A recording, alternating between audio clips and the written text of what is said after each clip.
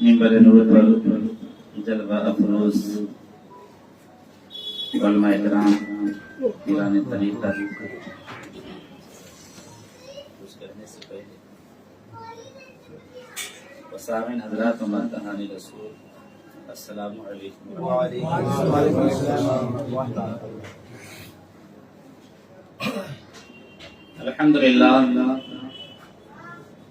الحمد لله نحمده ونستعينه ونستغفره ونؤمن به ونتوكل عليه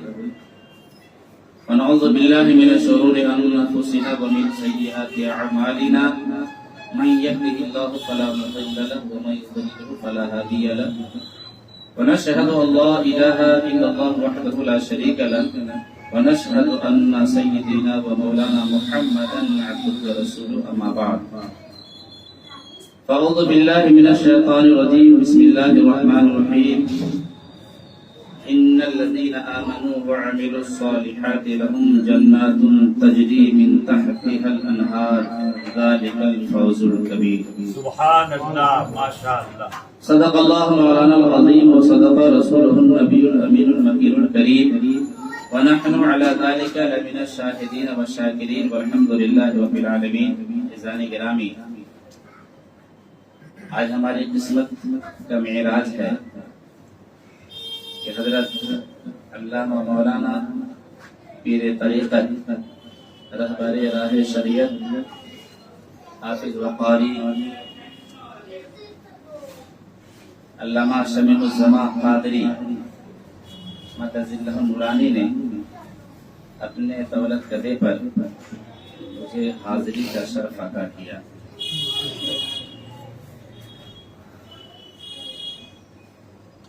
آج کے اس پروگرام میں میری پہلی حاضری ہے، اور جب یہاں کا سما میں نے دیکھا، یہاں کی کیفیت، کہ جب میری نظر پڑی تو ایسا معلوم ہوتا ہے کہ یہ پروگرام تو بڑی کانفرنس پر بھی بھاری، کیوں نہ ہو، کیونکہ اس بزم عقیدت کا رشتہ سرکار غوث اعظم سے، جس بزم کو عقیدت اور محبت کے جھرمٹ میں سجایا جائے، یقیناً وہ بزم، وہ میلاد، وہ جلسہ پر نور نظر آتا ہے، بارونق نظر آتا ہے۔ بہرحال چند منٹ کے لیے مجھے اجازت ملی ہے تو کچھ سننے اور سنانے سے قبل عقیدت کے ساتھ درود پاک پڑھیں۔ اللہم صلی علی سیدنا و شفیعنا و حبیبنا مولانا محمد وعلی آل سیدنا مولانا محمد بارک وسلم، صلو علیہ صلاۃ و سلام دائما علیک یا رسول اللہ صلی اللہ تعالی علیہ وسلم۔ مجھ سے قبل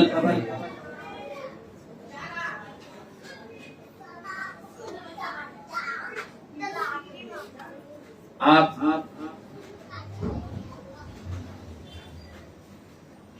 استاذ العلماء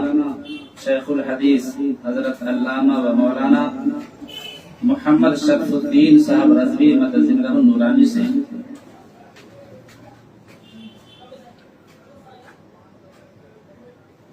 سرکار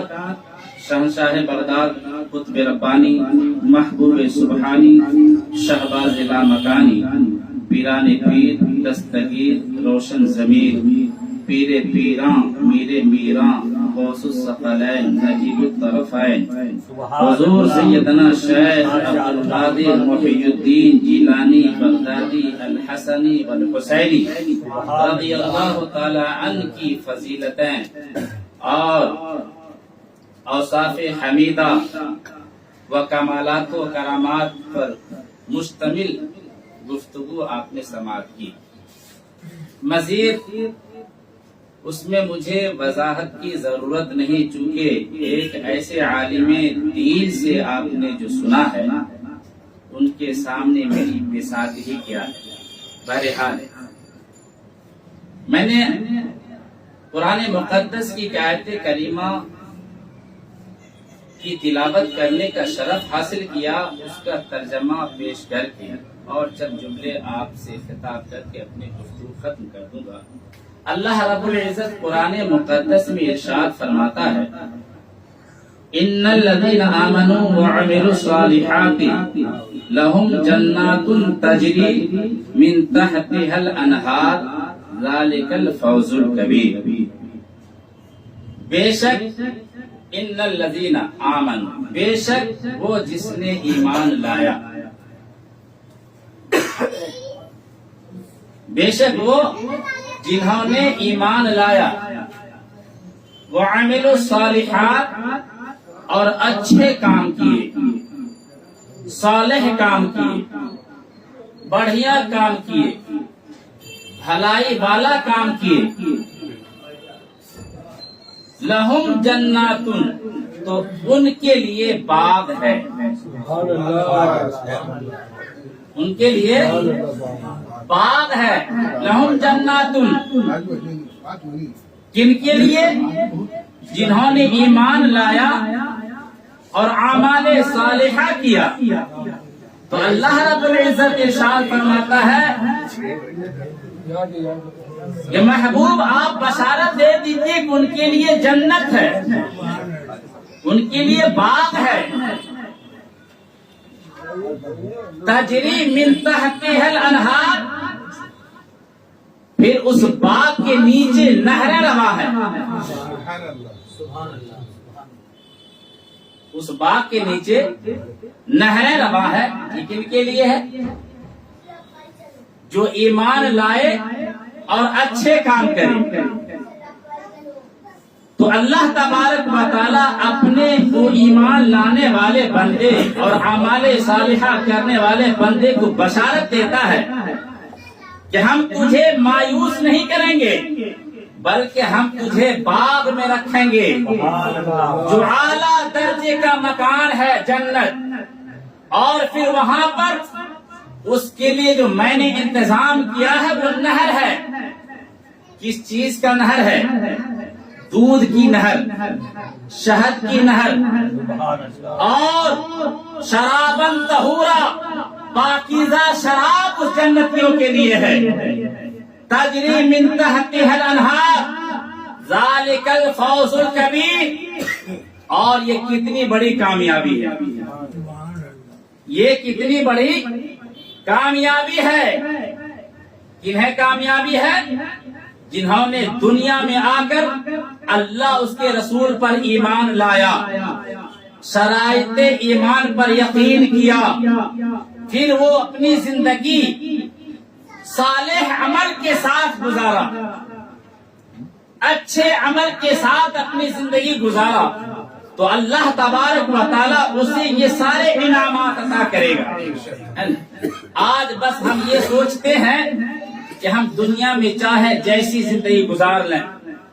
جتنا عالیشان زندگی گزار لیں، اور بے مہار اونٹ کی طرح جو چاہے کریں، ہمارے امام صاحب دعا فرما دیں گے سیدھے جنت میں جگہ مل جائے گی۔ تیجا چلسمہ کریں گے کہ جنت سے کوئی روک نہیں سکتا ہے۔ عزیزان گرامی، اگر اتنا ہی سبب تھا صرف جنت حاصل کرنے کے لیے، تو سرکار غوث پاک رضی اللہ تعالیٰ عنہ کو کیا ضرورت پڑی تھی کہ 25 سال جنگلوں میں زندگی گزاری، 40 سال تک عشاء کی وضو سے نماز فجر ادا کیا، رات بھر کی نیند کی قربانی دینے کی کیا ضرورت تھی؟ پتا چلا کہ جنت پانا آسان نہیں ہے۔ اگر جنت آسانی سے ملتی تو امام عالی مقام سید الشہداء حضرت امام حسین رضی اللہ تعالیٰ عنہ میدان کربلا کے اس تپتے ہوئے ریگزار پر اپنے اور اپنے کنبوں کی قربانی کیوں دیتے؟ بس یہ سوچ لیتے ہمارے فرزند ہمارے نام ایصال ثواب کر دیں گے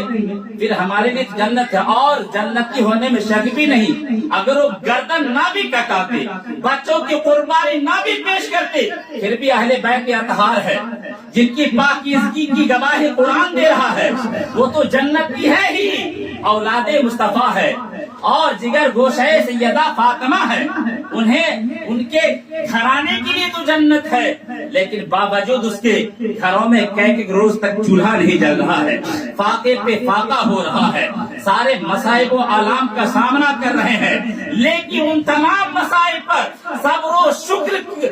و شکر کی محفلیں قائم کرتے ہیں اور اللہ تبارک و تعالیٰ کا شکر ادا کرتے ہیں۔ میرے عزیز دوستو، چند جملہ آپ کے سامنے پیش کر کے جو حقیقت پر مبنی ہے اپنی گفتگو ختم کر دوں گا۔ اللہ تبارک و تعالیٰ نے ہمیں آخرت یاد دلایا ہے، اور اب تبارک و تعالیٰ نے یہ بھی فرمایا، میرے بندو تمہیں دنیا میں بھی ضرورت ہے، تمہیں کھانے کی ضرورت ہے، یہ انسانی کمزوری ہے، تجھے پینے کی ضرورت ہے، یہ انسانی کمزوری ہے، تجھے سونے کی ضرورت ہے، یہ انسانی کمزوری ہے، تجھے جاگنے کی ضرورت ہے، یہ انسانی کمزوری ہے، تمہیں دنیا میں شب و روز گزارنا ہے، یہ انسانی کمزوری ہے، اس کے لیے تمہیں روزی بھی چاہیے، تجھے پانی پینے کے لیے پانی بھی چاہیے، تمہاری ہر ضرورت کے لیے ہر اسباب چاہیے، تجھے بیمار پڑنے پر دوا بھی چاہیے، لیکن سنو اب ان ضرورتوں کو پورا کرنے کے لیے شریعت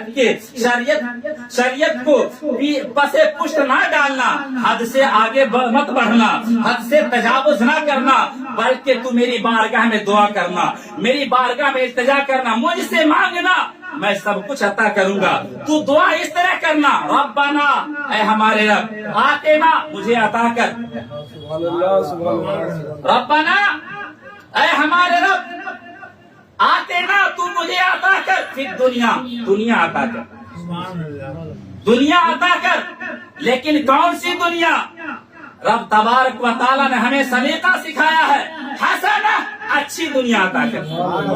اے میرے رب مجھے وہ دنیا دے جس میں میری بھلائی ہے، جس میں ہماری نجات ہے، جس میں ایمان کی حفاظت ہے، عقیدے کا تحفظ ہے۔ مولا ہمیں دنیا دے لیکن اچھی دنیا دے، وہ دنیا عطا کر جس میں ہمارے ایمان و عقیدے کی حفاظت ہو، وہ دنیا نہ دے جو ہم گمراہ ہو جائیں، جو ہم برباد ہو جائیں۔ اور پھر بس سمیٹ رہا ہوں، وفی الآخرہ، اور آخرت بھی عطا کر، دنیا مانگنے کا بھی طریقہ، آخرت مانگنے کا طریقہ، وفی الآخرہ، اور اے ہمارے رب تو مجھے آخرت بھی عطا کر،